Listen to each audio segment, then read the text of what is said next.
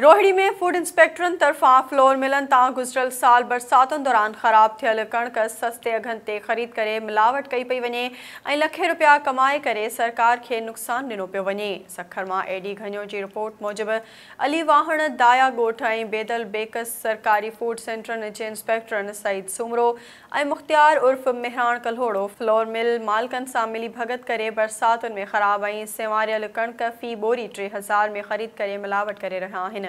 बुधायो वञे थो त हिन साल सरकार तरफां कणक जो ख़रीद वारो अघु फ़ी मण 4000 रुपया मुक़रर कयो वियो आहे